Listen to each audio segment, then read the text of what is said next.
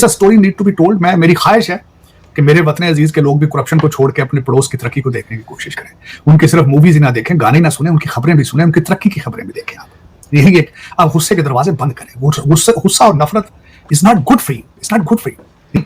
आज मैं दुख के साथ एक कहूंगा, दुख के साथ आप भी मुसलमान है, मैं भी मुसलमान हूं। हमारा मजहब शुरू होता है इकरा के साथ। सेकंड बिगेस्ट रीजन, इकरा का मतलब है पढ़, और सबसे ज्यादा न पढ़ा जिसका मजहब ही शुरू से होता है इकरा, पढ़ो लिखो पढ़ो, और वो सब के सब डम है, सब के सब अनपढ़ है। इंग्लिश से नफरत है, तालीम से नफरत है, साइंस से नफरत है। मैं सही कह रहा हूं कि कोते फिर, और आपके पास कौन सा असला नहीं है? जिस कौम को वो कह रहे हैं कि बहादुर है ये कौम, ये मुजाहिदीन की कौम है, उन्हें पता नहीं है कि हम किसी काबिल नहीं है। वो कहते हैं अमेरिका ने असला छोड़ दिया था वहां पे, वो इस्तेमाल कर वो इस्तेमाल कर रहे हैं। असलों से कौमें नहीं जीती। असला हमारे पास एटम बम है हजूर चौधरी साहब, सालों से। साढ़े को F-16 है, आज तो 50 साल पहले था। उन्हें चलाना कि नहीं यार? उन्होंने बंदूक अकेली तो नहीं लड़ सकती ना, किसने चलाना है? हमारे तो डीएनए में नहीं है। चीमा साहब, हमने किसी इन्वेडर के सामने खड़े हुए हो तो टीटीपी को रोके ना। आप बता देना कि फलां इन्वेडर को हमने खड़े होकर आगे से याद ना आई।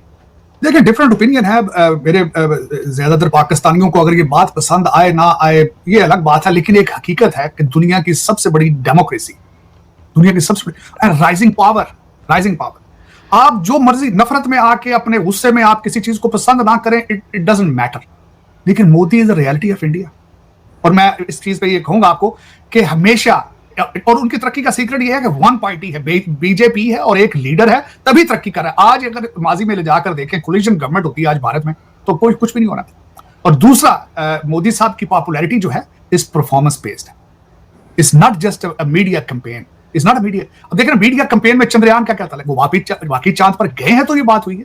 उन्होंने आदित्य 1 किया है तो बात हुई है। 5वीं दुनिया की इकॉनमी बनी है तो बात बनी है। उन्होंने वहां पे तेजाज असेंबल कर रहे हैं। इन चीजों से तो डिनाई नहीं कर सकते ना।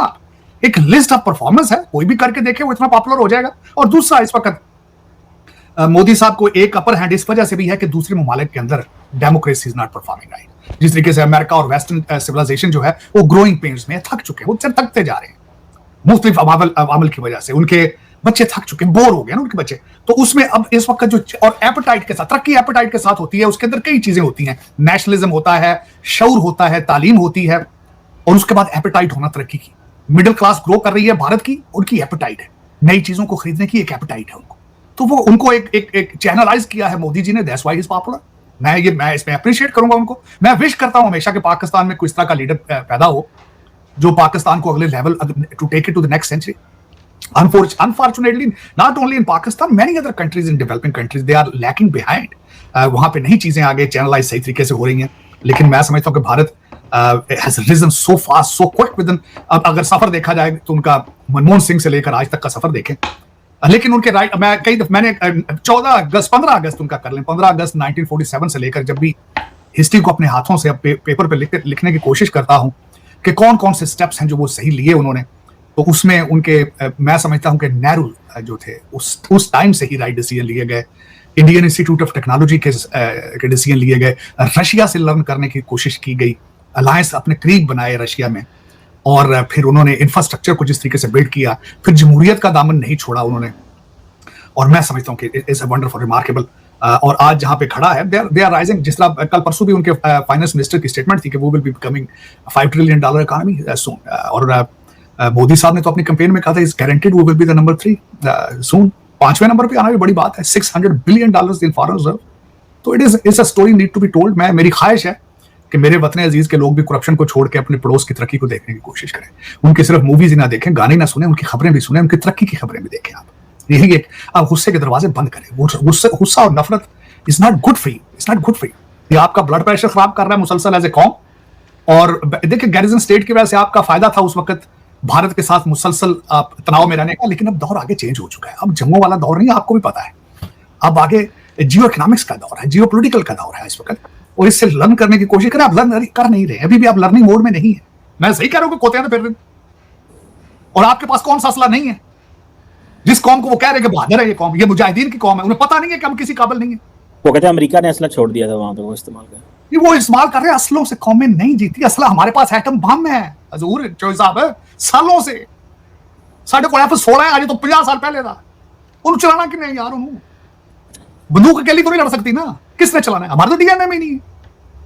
चीमा साहब, हमने किसी इन्वेडर के सामने खड़े हुए हो तो टीटीपी को रोके ना। आप बता देना कि फलां इन्वेडर को हमने खड़े होकर आगे से ओ यार डरना है। आप पहले, मैं आपकी स्टेट से क्वेश्चन करना चाहता हूं। आप पहले दुनिया में इस वक्त किस चीज के लिए मशहूर है? आप कुछ चीज एक्सपोर्ट करते रहे माजी में, कर रहे हैं आज दहशतगर्दी के अलावा। तो आज फिर आप एक दहशतगर्द जिसको आधी दुनिया 60-70% और स्पेशली योर रूलर्स, जहां आपके बच्चे पढ़ रहे हैं, जहां आपकी प्रॉपर्टियां हैं, वहां इन मुमालिक में हमास इज अ टेररिस्ट है। मुसलमान दुनिया में नहीं है, ना इंडिया में। तो फिर नहीं, देखे ना, आप मुसलमान दुनिया से तो नहीं उधार ले रहे ना। आप तो लेटे हैं सामने IMF के, आप तो लेटते हैं अमेरिका के, आप तो डेविड ब्लूम के सामने लेटते हैं। उनके मुमालिक में ये बैन है, ये ऑर्गेनाइजेशन। तो ये सोचे तो सही कि state, what is the state want to do, what you want to achieve out of it? टके चंडा पहले किस चीज में मशहूर है? आपको यूथ को गलत मैसेज जाएगा सर। यूथ को सर, यूथ को तो आप जिहाद के लिए मुसलसल तैयार कर रहे हैं पिछले 76 साल से, और यूथ आपको पता नहीं है कि ये यूथ नहीं है, इनके DNA में जिहाद। आप गलत यूथ को पढ़ा रहे हैं। आप जिस यूथ को कहते हैं कि बेटा आप जिहाद के लिए तैयार हो जाएं, गोलियां खानी है, आपके मुकद्दर में गोलियां हैं, आपने 700 सदी वाला इस्लाम हमने यहां पे इन्फोर्स करना है, वो यूथ जो है ओरिजिनली उनका DNA तो देखें कि इस खिते में कौन लोग थे जो मुसलमान हुए बाद। क्यों अपना टाइम जाया कर रहे हैं, अपना चूरन बेचने की कोशिश कर रहे हैं? मैं यहाँ अमेरिका में बैठा हूं और मैं हमेशा इनकी तरक्की का सीक्रेट ये समझता था कि their research on human behaviour. मैंने यहाँ पे बिजनेस पढ़ता रहा हूँ, बिजनेस पढ़ाता रहा हूँ। मैं ये समझता था कि ये ह्यूमन बिहेवियर के ऊपर रिसर्च में सबसे आगे है, लेकिन इन्हें यही नहीं पता कि जब किसी का मिडिल ईस्ट में या फार ईस्ट में किसी का बच्चा मार दिया जाए, जिसका बाप मार दिया जाए, वो फिर बाद में क्या करता है। इन्हें इसी चीज की समझ नहीं आ रही अभी तक। I'm sad, लेकिन ये कि this is reality. What can be peaceful after this, what is going on, और वन साइडेड, और अफसोस के साथ कि second biggest religion, helpless, hopeless, leaderless, shameless, second biggest religion, कुछ भी नहीं कर पा रहे, कुछ कर भी नहीं सकते। तेल से माला माल है, 70 बच्चा है उनसे 100 किलोमीटर के फासले पे, गाजा से 100 मील के फासले पे 70 बच्चा है उन अरबियों का। पैसा इतना है उनको खुद नहीं पता, लेकिन आज उनके साथ 100 किलोमीटर के फासले पे वो बेचारे बे यारो मददगार, नथिंग, जीरो। दुख वाली बात, उसको भी कंडेम करना चाहूंगा चीमा साहब। उसमें अमेरिका का डबल स्टैंडर्ड, वेस्टर्न सिविलाइजेशन का डबल स्टैंडर्ड, जो शर्मनाक बात मैं बताता हूं चीमा साहब। इन्होंने पन्नू साहब ने कहा है कि हम असेंबली, उन्होंने दर हकीकत जो वो अफजल गुरु की जो अटैक था उसकी एनिवर्सरी को उन्होंने एक निशाना बना के उन्होंने कहा कि वहां पे हम अटैक करें। ठीक, आज कोई भी इंसान अगर इंडिया में बैठ के कैपिटल हिल पे ये कहे कि मैं अटैक करूंगा इस एनिवर्सरी के ऊपर, तो हाउ दे विल, ये किस तरह बिहेव करेंगे? आज किसी बिल्ड शेयर बेस को आज दिल्ली से कोई बंदा बैठ के कह दे कि मैंने इनको नहीं उड़ने देना, हाउ वुड दे बिहेव? दूसरी मेरी ये बात ये करना चाहूंगा चीमा साहब, थ्रेट कर रहे हैं ना वो, trying to create a panic. What is terrorism? To create a panic, to create a fear among the people, to stop the business for being operated. ये क्यों इसको शेल्टर दिया जा रहा है? और दूसरा मैं ये बताना चाहूंगा कि पन्नू साहब is an American citizen at the same time. He is sitting in New York ना, उनको 2 सिटीजनशिप है, अमेरिकन एंड कैनेडियन। तो क्या बात है, कौन सा कानून उनको ये इजाजत देता है under the expression of freedom of expression कि आप एक सॉवरेन कंट्री की उसकी लेजिस्लेटिव बॉडी को आप थ्रेट कर रहे हो? Which law? मैं खुद लॉ का स्टूडेंट हूं, मैं चाहूंगा मुझे कोई एक्सप्लेन करे उस बंदे को ये पॉलिटिकल और जुडिशियल प्रोटेक्शन क्यों दी जा रही है, क्या वजह है, क्यों कानून खामोश है? दूसरा, जिस मुल्क के बारे में वो निजर साहब की बात की जा रही, कनाडा, तमिलनाडु टेररिस्टों को वो वहां पे पॉलिटिकल असाइलम देते रहे हैं। मुजीबुर रहमान का मर्डरर जो है, कातिल खुला फिर रहा है वहां पे अंदर, टोरंटो के अंदर। दिल्ली में आप इस तरह कर सकते हैं? आप इस्लामाबाद में कर सकते हैं कि कोई अमेरिकन, यहां से अमेरिकन मर्डरर जो हो वो चला जाए और आप उसको प्रोटेक्ट? रेमंड डेविस रखा थी तुसी? रेमंड डेविस आपके शहर में अंदर गोलियां मार के 2 बंदों को निकला था, तुसी तलियां तो रख के देता है, तलियां तो रख के तुसी उन्हें जहाज चबाया से। This is what called a double standard, this is what is called double standard. ठीक, तो चीमा साहब ज्यादती है, मैं उसको कंडेम करूंगा, उनको ये हक नहीं बनता। हाँ, अब उसमें मैंने जिस तरह आपको पहले अर्ज किया था कि मौलाना फजलुर रहमान साहब जो है उनकी मार्केटिंग कैंपेन है मदरसों की, वो बड़े अच्छे तरीके से कर रहे हैं। इसी तरीके से पन्नू साहब की as a lawyer speciality is political asylum, ये भी उनकी लीगल प्रैक्टिस की मार्केटिंग कैंपेन है, खालिस्तान को प्रमोट करना, और वो करते रहे, शुरू से करते रहे। उनका केस तो कमजोर हो गया ना, कमजोर हो गया। ही seems sort of a D-rank person कि आपके लिए। लेकिन चीमा साहब, उसमें सॉरी टू कट यू, लेकिन उसमें बेनिफिट क्या है? जो चंद खालिस्तानी सिख माइंडेड लोग हैं वो उसको फाइनेंशियल सपोर्ट करेंगे मजीद। वो ही has reason as a leader. उसने मैं तो उसको प्रॉब्लम समझते नहीं खालिस्तान को। उसकी वजह ये है चीमा साहब अकॉर्डिंग टू, मैं जितना सिख कम्युनिटी के करीब हूं, मैं समझता हूं भाई पाकिस्तानी इतना करीब को इतना होगा ऐसे इस वक्त खालिस्तान बना ले पाक, इंडिया में तो वहां रहेगा कौन? सिख तो है ही कौन इंडिया में इस वक्त। आप लुधियाना, मैं यकीन करें, मैं लुधियाना आज से 5 साल पहले गया, वहां से ट्रेन लेना चाहता था मैं सुबह के टाइम में, वहां पे गया, एक सरदार मैंने पूरे ट्रेन स्टेशन पर नहीं देखा। सारे लोग मैंने देखे बिहार से, राजस्थान से जो मजदूर थे, 300 बंदा नीचे सोया पड़ा था, सारे के सारे वहां पे, एक सिंगल सरदार नहीं था। आज आप पंजाब में चले जाए, सरदार दे आर इन माइनॉरिटी में वहां। तो वो किस तरीके, कौन रहेगा अभी खालिस्तान? ये क्या एक फेक ड्रामा आप लोगों ने बना दिया।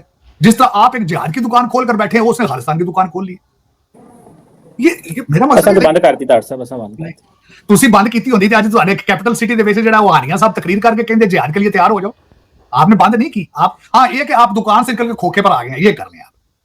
क्या आपने बड़ा शॉपिंग सेंटर बंद कर दिया, दहशत कर दिया, आप खोखा लगा लिया छोटा सा। नहीं साहब, हमने बड़ी जाने दी हैं दहशतगर्दी की जंग में। ये हानियां तो मौलाना फजल रहमान ने किया है जी, जाने मैं मानता हूं आपने जाने पैसे घट बनाए जी, डॉलर भी तो बड़ा सटिया जी। नहीं साहब, 70,000 जाने दी हैं पाकिस्तान। मैं मान ली गल सरकार, ਤੁਸੀਂ 70,000 ਜਾਨਾਂ ਦੇ ਹਿਸਾਬ ਨਾਲ ਹੀ ਪੈਸੇ ਲੈਣ। ਦੁਬਈ ਤੋਂ ਆਏ ਤਾਂ ਨਹੀਂ ਲੈ ਸਾਰਾ। You are number 2 in Dubai to buy the property. ਤੁਹਾਡਾ ਗੱਲ ਫ੍ਰੀ ਦੇਤੀ ਉਹਨਾਂ ਨੇ ਤੁਹਾਨੂੰ। It's not possible.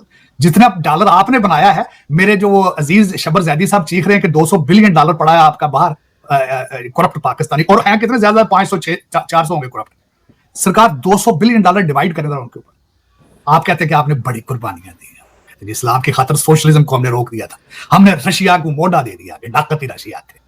डॉलर थोड़ा बनाया जी सरकार, तो डॉलर ना रजे पे हो, ਤੁਸੀਂ ਉਹਦੇ ਨਾਲ डॉलर ना रजे पे हो, दोरे हो सरकार। तुम डॉलर इना डॉलर है ਤੁਹਾਡੇ। मैं समझ, मुझे तो शक पड़ता है आपके पास अमेरिकनों से भी ज्यादा डॉलर है जिनकी अपनी करेंसी डॉलर है। ਇਹ ਸਾਡੇ ਮੌਲਵੀ ਲੈ ਲੂ ਗਏ ਨੇ ਤਾਰ ਸਾਹਿਬ, ਇਹਨਾਂ ਨੇ ਸਾਨੂੰ ਬੜਾ ਵਕਤ ਪਾਈ ਰੱਖਿਆ ਤਾਰ ਸਾਹਿਬ। ਉਹ ਨਹੀਂ ਸਰ, ਤੁਸੀਂ ਅਜੇ ਵੀ ਮੌਲਵੀਆਂ ਦੇ ਅੱਗੇ ਖੇਡ ਰਹੇ ਹੋ। आपकी क्रिएशन, अपनी क्रिएशन, टीएलपी आपकी अपनी क्रिएशन है। ये इस वक्त बहुत बड़ा वोट बैंक है उनका, लेकिन गलत है। जिसने भी किया है, जो कर रहा है, वो पाकिस्तान का मुखलिस नहीं हो सकता। पाकिस्तान का मुखलिस ये कभी बैकफायर करेगी, ये टीएलपी आपको। और हर चीज आपने जो क्रिएट की उसने बैकफायर किया। आपकी अपनी फाउंडेशन को उन्होंने क्रैक किया, आपकी अपनी क्रिएशंस ने।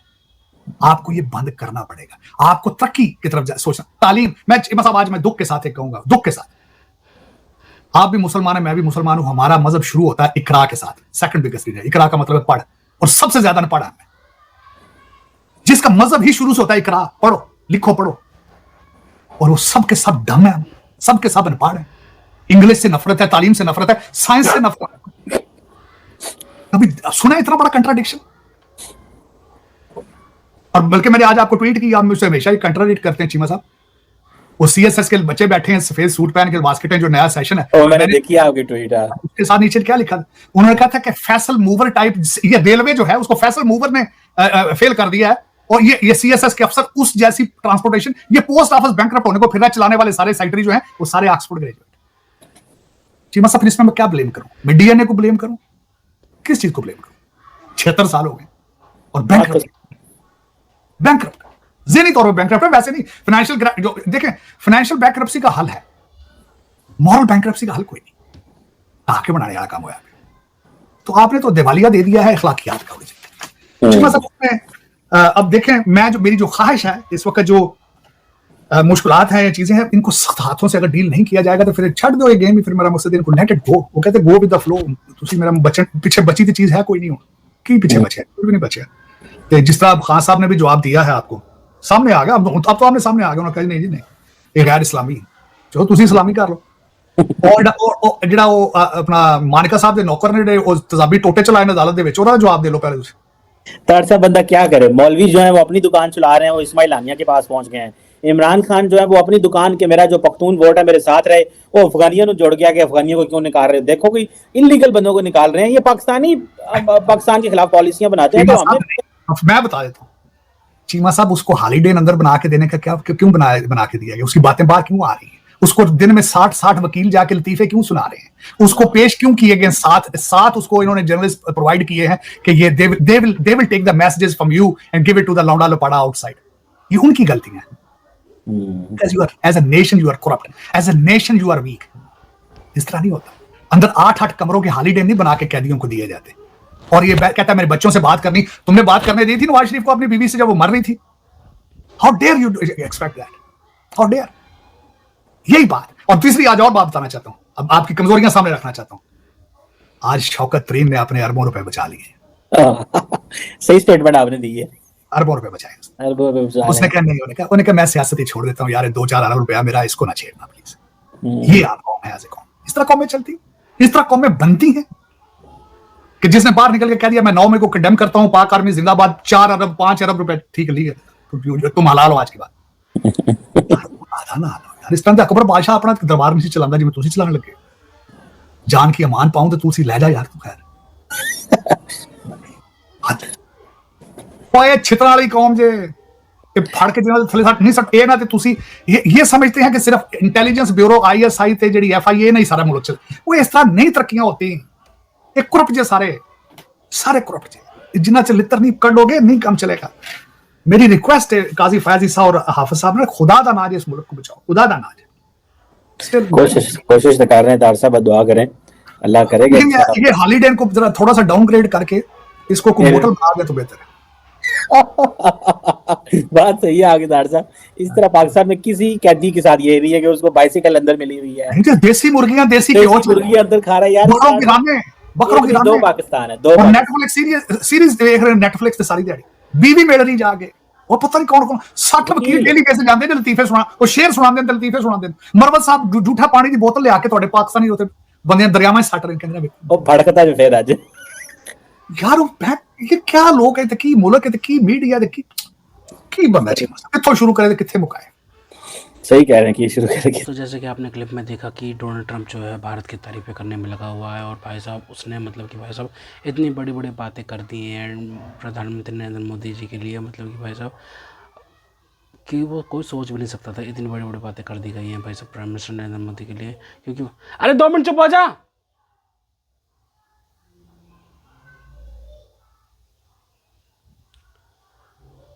तो दोस्तों जैसे कि आपने क्लिप में देखा कि नरेंद्र मोदी जी के लिए मतलब कि भाई साहब डोनाल्ड ट्रंप ने इतनी तारीफ़ें के पुल बांध दिए हैं कि भाई साहब मतलब कि भाई साहब उसे तोड़ना किसी को वो बीट नहीं कर सकता। मतलब कि भाई साहब कोई भी ट्रंप को बीट नहीं कर सकता तारीफ़ें करने में। मतलब जो नरेंद्र मोदी जी की तारीफ़ें डोनाल्ड ट्रंप ने कर दी है ना भाई साहब, वो इतिहास में बन गई है। क्योंकि भाई साहब डोनाल्ड ट्रंप ने मतलब कि भाई साहब भारतीय प्रधानमंत्री नरेंद्र मोदी को लेकर ना भाई बहुत बड़ी बड़ी बातें बोली है कि भाई साहब वो हैं great leader, prime minister Narendra Modi हैं ग्रेट लीडर, ठीक है।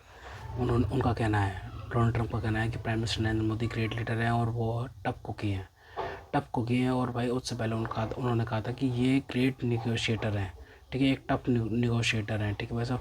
मोदी से जीतना नामुमकिन है भाई साहब, ये सारे बोलना भाई डोनाल्ड ट्रंप बोल रहा है, ठीक है भाई साहब। ये वही डोनाल्ड ट्रंप है जिसने जो भाई साहब अभी मतलब कि भाई साहब कुछ महीने पहले ही भाई भारत के जहाज़ गिरा रहा था ऑपरेशन सिंदूर के दौरान, समझ रहे हो।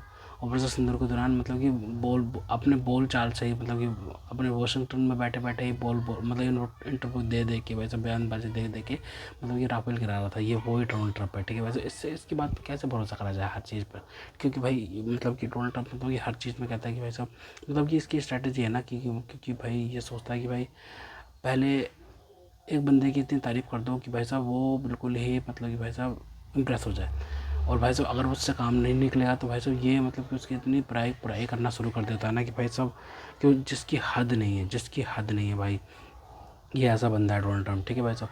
तो भाई इसकी बातों पे कोई भरोसा नहीं कर सकता, क्योंकि भाई साहब ये वही डोनाल्ड ट्रंप है जो भाई साहब वो जिसने बोला था भाई माय फेवरेट फील्ड मार्शल, मतलब कि भाई ये भाई वाशिंगटन DC की तरफ से कोई बयान आने से पहले ये खुद दाग देता है, ठीक है।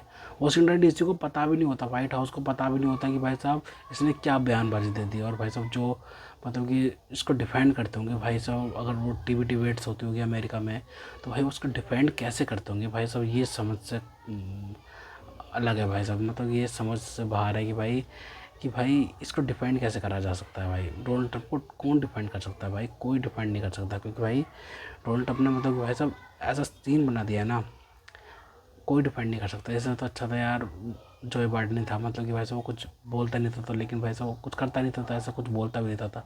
लेकिन भाई साहब उसने तो भाई साहब प्राइम मिनिस्टर नरेंद्र मोदी को लेकर भाई साहब बहुत सारी तारीफ़ें करनी शुरू कर दी कि ये क्यों कर रहा है, क्योंकि भाई अभी मिड टर्म इलेक्शन होने वाले हैं अमेरिका के अंदर, उसी वजह से भाई साहब इसको अमेरिकन इंडियंस का वोट चाहिए। वोट मिलेगा कैसे, क्योंकि इंडिया की तारीफ़ करेंगे तब जाके वोट मिलेगा, नहीं तो भाई नहीं नहीं तो भाई ये तारीफ नहीं करेंगे ना। वैसे भी भारत तो मानते नहीं कि कुछ इसने एक दफ़ा और करा था डोनाल्ड ट्रंप ने कि भाई मैंने तो जंग रुकवाई, मैंने ऐसी वैसी जंग नहीं रुकवाई, न्यूक्लियर वॉर रुकवाई है मैंने, ठीक है। वैसे इंडिया वर्सेस पाकिस्तान के बीच में, ठीक है। वैसे ये इसी ने बोला था भाई साहब। और ये वही डोनाल्ड ट्रंप है जिसने बोला 33 बिलियन खा गया पाकिस्तान हमारे, और इसने हमारा कुछ काम भी नहीं करा। तो भाई इसके मतलब बड़बोलापन मतलब कह लो, मतलब कि भाई सब कुछ भी कह लो, लेकिन भाई अब ये मोदी जी की तारीफ कर रहा है। लेकिन अब ये लग रहा है कि भाई कि अब रिलेशनशिप ठीक हो सकते हैं मोदी और ट्रंप के बीच में, यानी कि अमेरिका और क्या बोलते हैं भारत के बीच में रिलेशनशिप अब बहुत ज़्यादा अच्छे हो सकते हैं। इस चीज़ का मतलब कि अंदाज़ा लगाया जा सकता है, ठीक है। तो अभी मतलब कि इसने मतलब कि भाई साहब अभी कल ही की खबर है कि भाई साहब जॉर्जिया मेलोनी को इसने बोला कि भाई जॉर्जिया मेलोनी G7 समिट में मुझे सेल्फी लेने के लिए गिड़गिड़ा रही थी। ये बंदा ये बयान दिया है भाई साहब, ठीक है। भाई साहब डोनाल्ड ट्रंप ने किसी इंटरव्यू में बैठ के कि भाई साहब जॉर्जिया मेलोनी मेरे से मेरे साथ एक फ़ोटो लेने के लिए गिड़गिड़ा रही थी। और उसके बाद तुरंत मतलब कि भाई जॉर्जिया मेलोनी ने मतलब भाई अपना मतलब कि एक वीडियो डाल के मतलब कि बयान दिया कि भाई ये जो कह रहा है ना, ये जो बोल रहा है ये सरासर गलत है। इटली और मेलोनी कभी भी किसी के सामने गड़गड़ाती नहीं है, ये बोलना है जॉर्जिया मेलोनी का। और भाई साहब फिर भाई साहब ठीक है, अब इससे बताओ कि भाई साहब इस पर कैसे भरोसा करा जाए भाई। मतलब कि डोनाल्ड ट्रंप मतलब क्रेडिबिलिटी एकदम लूज़ कर चुका है, कोई क्रेडिबिलिटी नहीं है इसकी। मतलब कि क्रेडिबिलिटी होती भी तो भी भाई साहब फिर भी ये कुछ नहीं कर पाता, क्योंकि भाई इसकी पॉलिसी ऐसी है, इसकी पॉलिसी मतलब गलत है। मतलब कि भाई इसराइल अब वॉर कर रहा था ईरान के साथ में, उसके साथ में मिल गया। उसके बाद अब इसराइल जब अग्रेशन में आ गया है तो उसके बाद में रोकने की कोशिश कर रहा है, क्रेडिट ले रहा है मैंने वॉर रुकवाई। शुरुआत खुद नहीं करी, साथ में मिलकर इसराइल के, अब क्रेडिट लेना चाह रहा है कि भाई मैंने वॉर रुकवा दी और मेरे ऊपर मतलब कि भाई साहब इसलिए तो कहते हैं भाई साहब बड़े लोगों की ना दोस्ती अच्छी ना दुश्मनी, ठीक है। अब बड़े लोगों से दोस्ती कर ली इसराइल ने, अब उसके बाद झेलना पड़ रहा है भाई साहब ट्रंप को। भाई साहब ट्रंप कह रहा है कि भाई साहब अभी तुम अभी के अभी मतलब कि वॉर रोको, ठीक है, वॉर रोको। और उसके बाद में हिजबुल्लाह पे अटैक, मतलब हिजबुल्लाह पे तो अटैक कर रहा है यार इसराइल पे, ये भी तो देखने वाली बात है, ठीक है। तो भाई इस चीज़ से ये पता चलता है कि भाई साहब मतलब कि अब इसराइल बेचारा कुछ नहीं कर पाएगा। इसराइल पे प्रेशर बना दिया अमेरिका ने कि भाई साहब जल्द से जल्द सीज़ फायर करो, ठीक है भाई साहब। उस चक्कर में भाई और फिर पाकिस्तान भी मतलब कि बैठा पड़ा था कि भाई हमें कब मौका मिलेगा मीडिएटर का रोल निभाने का और हम कब वॉर रुकवाएंगे। तो भाई ये वॉर रुकवाने का चक्कर में भाई साहब पाकिस्तान की भी क्रेडिबिलिटी लूज़ हो गई है भाई साहब। पाकिस्तान में मतलब कि अलग थलग बैठ गया है, क्योंकि भाई साहब पाकिस्तान जो सोच रहा था ना वो हो ही नहीं पाया, ठीक है भाई साहब। क्योंकि भाई साहब ट्रंप कब कब बदल जाता, कब लात मार देता ना, कब पता नहीं चलता भाई साहब, ठीक है भाई साहब। अब ट्रंप ने पाकिस्तान का गर्दन पकड़ लिया, क्योंकि भाई साहब पाकिस्तान से काम निकलवाना होगा ना ट्रंप को। इस वजह से ट्रंप ने पाकिस्तान की गर्दन पकड़ ली है और वो अब काम निकलवाने की कोशिश कर रहा है कि भाई साहब काम निकाल के दो मुझे। बहुत सारे काम मतलब भाई जो भी गंदे काम होते हैं वो क्या बोलते हैं वो पाकिस्तान से कराया जाता है, ठीक है, डोनाल्ड ट्रंप अमेरिका द्वारा। तो बहुत सारे वो आपको पता है वो कितने सारे काम करवाए हैं, अफगान वॉर ये वॉर वो वॉर, तो बहुत सारे काम करा रखे। तो खैर तो दोस्तों अगर आपको हमारी वीडियो पसंद है तो कम से कम व्हाट्सएप पर जरूर शेयर कीजिएगा, साथ साथ चैनल को सब्सक्राइब करके हमारा मनोबल जोड़ बढ़ाएगा, ताकि हम आपके लिए ऐसे ही मनोरंजन वीडियोस बनाते रहें। तो गाइस मिलते हैं आपसे अगली वीडियो में, तब तक के लिए जय हिंद।